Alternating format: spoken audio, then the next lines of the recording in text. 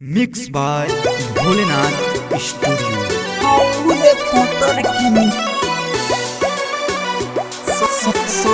के फसावे औरे पोतर की के फसावे बेलिए के सूटौ तो खूबे झलकावे बेलिए के सूटौ तो खूबे झलकावे बेलिए के सूटौ तो खूबे झलकावे अहौरे पोतर की सबके फसावे अहौरे पोतर की सबके फसावे सबके फसावे Music by सबके फसावे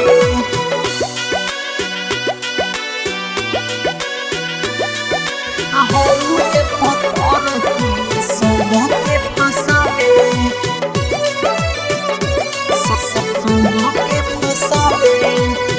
सोलह के उम्र करे पागल बनावे उठावा में लाली जब मुँह लगावे उठावा में लाली जब मुँह लगावे सोलह के उम्र करे पागल बनावे उठावा में लाली जब उह तो लगावे या कोहरे ले बताऊ हो खूबे तो हंसके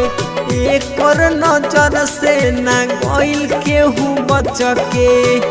एक नजर से ना गइल केहू बचके केहू के भीड़ इतना ही सटावे केहू के भीड़ इतना ही सटावे केहू के भीड़ उतना ही सटावे अहौरे पतर की सबके फसावे अहौरे पतर की सबके फसावे सबके फसावे सबके फसावे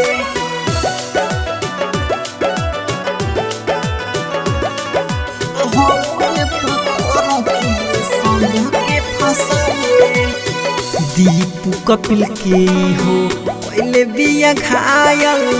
सरगम सुनी ही लके पहले बिया पागल सरगम सुनी ही लके पहले बिया पागल दीपू कपिल के हो पहले बिया घायल सरगम सुनी लके पहले बिया पागल या हथवा में लेके मोबाइल घूमेले देखी अकेला इशारा करेले देखी के अकेला इशारा करेले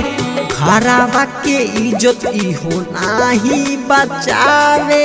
घरवा के इज्जत इहो नाही बचावे घरवा के इज्जत इहो नाही बचावे अहौर संवर की सबके फसावे अहौर संवर की लइका फसावे। Bholenath recording studio Ramnagar.